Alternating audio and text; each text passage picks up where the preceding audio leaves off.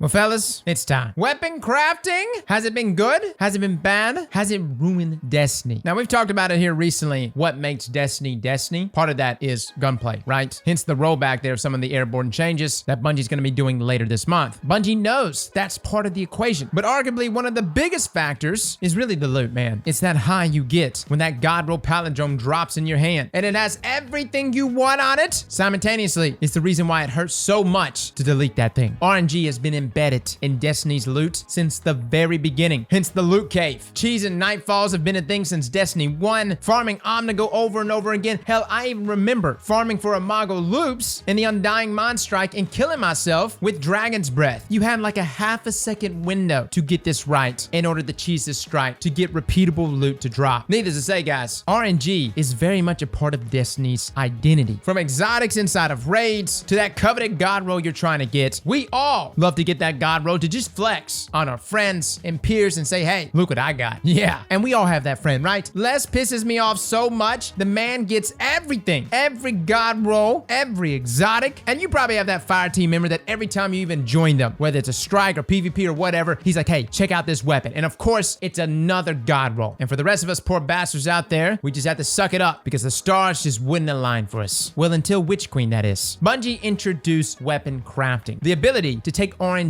into your own hands. And as you progressively grind for a specific weapon, eventually you obtain enough attunements to then gain a weapon pattern, thus allowing you to craft the weapon. Now, it's a long process. Not only do you have to get these red box border weapons to drop, which is not that often, then you have to level them up, pull the materials from them. Some of these require 5 of these weapons to be leveled up. And then after you do that, you obtain the weapon pattern, you got to craft the weapon, and then spend a heck of a long time, whether it's at Shuro-Chi or elsewhere, to level said weapon up. Because we've now gone a step further. Not only are we looking for God rolls, we're looking for the God roll, the enhanced versions of these weapons, enhanced perpetual motion, enhanced moving target. I think we can all agree that most Destiny players are perfectionists. And even though an enhanced perk might have a minuscule benefit over its regular traits, oh, you know we still want it. We want it bad. And any other version of that weapon that we get, we immediately delete because it's got nothing on that God roll. Now here recently, this has been a reoccurring topic. I know Dad put out a video about weapon crafting, a couple articles on Fanbyte, Above even talked about it, and of course Paul Tass even brought it up. And essentially, the problems surrounding weapon crafting, and not from a fundamental point of view and how weapon crafting works and whether or not it could be easier, but really if it breaks Destiny. Considering Destiny has been tied to RNG for so very long, the question that's brought up is, does weapon crafting ruin that? Let me take you a step back to Destiny 2 Year 1. What was one of the biggest dilemmas Destiny 2 Year 1 had? A lot of people would say double primaries. Perhaps. Maybe it was the lackluster subclasses, or maybe it was the fact that every time you got a drop in the wild, it was an engram. It wasn't a weapon. You didn't know what you got until you went back to the tower and decrypted that engram. You see, as a Destiny player, we were all accustomed to that high of actually watching that grasp of unlock drop in our hands, and then not take 5 minutes to go figure out what the hell it was, but right there at that moment, observe it to see if it was actually a God roll. And if we were lucky, we would lose our crap. Now, Destiny 2 leaned away from that, and that was with exotics, regular weapon drops, armor drops, etc. And a lot of people felt that that high was taken away from us. And people are feeling that even now. Exotics used to also be completely RNG, whereas today we have lost sectors that allows us to target loot certain exotics. Bungie is definitely making changes to allow the more casual player to have the ability to obtain these exotics and certain weapons. And weapon crafting is also another way to mitigate the effects of RNG by giving you the opportunity to craft that God roll or even that God roll. Now, analytic wise, I actually think that this is probably a success in Bungie's eyes. People are playing more because we're trying to get those God rolls. And when you know that you can get that God roll, you will stay up all night long farming opulent chests to be able to craft that all-stringer. I know this because we pretty much killed ourselves the first few weeks to get all-stringer. Now, there's two sides to this. There's the crowd that says weapon crafting makes the game too easy. And then there's the other side, which is kind of where I'm at, where I say crafting actually has added way more playtime to the grind, has incentivized me to go at that activity way longer. Now, something we mentioned last season, and it still hasn't happened, even though we had the big updates where they removed a lot of different currencies and they did lower the price a bit. I still think overall, not having those final enhanced traits, permanent unlocks, is still hurting us. And again, the reason why Bungie hasn't made this move is because you still have that group out there that's saying, no, you're making the game way too easy if you make those traits permanent unlocks. But considering the cost of them, how much playtime time is necessary. And guys, I have been crafting all of these weapons because I don't like reviewing any of these unless I have the enhanced version of them crafted. I feel like we're leaving too much on the table. This, of course, has actually drawn out our reviews of a lot of weapons because we have so much time required now to obtain that role. And I would say in reality, it probably is a 1-to-1 in comparison to what it would take to actually get one of these god rolls to drop. But nothing is more demoralizing when you're actually sitting there reviewing a role and you go, okay, let me try out this trait or this trait. And then suddenly you realize, dude, I'm out of resources. I can't even buy these enhanced traits. And what if I want to go between PvE and PvP? I got to repurchase these traits. I think currently Bungie has done a successful job of engaging us to take a weapon from start to finish, to craft it the way we want it, but having that issue of not making it permanent unlocks really hurts, man. And instead of us actually spending time playing with that weapon, getting better with it, learning the weapon, we're spending time getting materials from attunements. So Bungie either needs to drop the costs or just make those traits permanent unlocks. But as far as whether or not weapon crafting ruins what Destiny is or was, I think that these things can coexist. RNG drops, god rolls, and of course, enhance god rolls. And a perfect example of this for me is actually the comparison between Peace of Mind and Horus Lease. We did a god roll review or a god roll review of Peace of Mind. Absolutely disgusting. Very, very good. At the same time, Horus Lease, which doesn't have enhanced traits, and we haven't even played with the adept version, I was so impressed with the rolls I got to play with. Bungie's way of making RNG drops compete with enhanced god rolls is in its perk selections. And really, when you look at the traits available on a lot of these crafted weapons, it may look like a lot of traits, but understand, half of those are just the normal versions of these traits, and the other half are the enhanced versions. But what makes a weapon inside of Destiny good are sometimes the intangibles. And that's why I think Horus Lease is just as good as Peace of Mind. Maybe even better considering its perk selection. And then on top of that, it being present in the energy slots may be exactly what you're looking for. This is going to be a difficult task for Bungie to work around, but by no means do I think crafted weapons are on the same level of potency as what Pinnacles were at one time. Fellas, when Luna's Howl and Not Forgotten dropped, when Mountaintop and Recluse hit us, when 21% Delirium came out, there was literally no competition. Those weapons were the meta immediately upon rolling out. Did I love the potency of Pinnacles? Absolutely. But some people making the comparison right now between Pinnacles and weapon crafting, saying that crafted weapons have completely replaced all RNG drops. It's just not true. Perk selection and the intangibles is what still makes a weapon better than the next. And in my experience, there's still a number of RNG drops out there that are better than what you can get on the crafting table. I personally love weapon crafting. It's not perfect. Permanent unlocks would be preferable, or in the least, a drop there in costs when swapping enhanced perks. But for what weapon crafting serves, its ability to mitigate that punishing RNG that we used to get throughout Destiny's lifespan, this gives us that feeling every day that we're working towards something. And that's a good feeling. That's a feeling that most MMOs present to you. One of my favorite things back inside of RuneScape was Thrones of Miscellanea. I'd be like, yo, I haven't done anything this past week on RuneScape. I haven't even been able to log on, but at least Throne's going. At least I'll be able to get on, go check out Throne, pull my resources out of there, and my kingdom is just a chugging. That's a good feeling. To some degree, Destiny does have that with weapon crafting, because even though a gaming session may feel like you didn't get a lot in terms of loot, a few attunement drops, and you're feeling pretty good. You know you're getting closer and closer to that weapon pattern to obtain that god roll. Where things are going to start getting sticky for Destiny and Bungie as we go forward is if Bungie decides to start throwing weapons on the crafting table that were originally RNG-based drops. More specifically, a palindrome. Now I know everyone would go crazy over a crafted version of Pally. Look, as someone who deleted his god roll Pally, yes, I want it back. However, that's a slippery slope because there's going to be a lot of people that just grinded that Nightfall a season or two previously who spent hours and hours in GMs to get that adept god roll. Their hard work would 100% feel undermined. So again, that is a very slippery slope. The other slippery slope is what's going on with master raids and normal raids. And yeah, I've kept a few adept versions of some of my raid related weapons. At the end of the day, normally I ended up deleting them because I just prefer to have the crafted version of these weapons. If Bungie suddenly gave you the option of having an adept palindrome or a crafted palindrome, I would assume a majority of you would actually choose the crafted version. So Bungie is either going to have to enhance adepts in some sort of way to make it more potent, but then we have the issue of power creep. Personally, I think for the time being, at least for the short term, Bungie needs to keep this divide right now between what is craftable and what is a drop-based weapon, and not let those things merge at any point, which I know hurts me to say. I would love that enhanced version of Pally, but again, a slippery slope here. You don't want the game to turn into a thing where everyone just does these boring, repetitive, minute tasks. There's nothing that exciting about looting chests over and over again for opulent keys. Believe me, boring as hell. But I do think that actually grinding a Grandmaster Nightfalls nightfall, or that raid, or that dungeon, that is exciting. And considering the assignment that you get from those activities and the challenge that it poses, I do think that they need to be very rewarding. So guys, that is my thoughts right now, currently with weapon crafting. No, I don't think it's ruined Destiny 2 or Destiny as a whole. I think there is very much a large portion of the game that is drop-based and RNG related. And coming from Destiny 1, I can tell you right now, having extremely punishing RNG is not a good way to keep your player base engaged. It can become fatiguing. I know this because I never got the God Roll Ice Luna. And believe me, we played tons of Crucible, but that was just the nature of loot drops back in Destiny 1. Bungie has come a long way since then. And for the time being, I like what weapon crafting presents to us. Drop the costs or make those traits permanent unlocks, weapon crafting will be damn near perfect. Well, fellas and ladies, thank you all for coming and watching. And as always, Slap that like button like your mama told you right.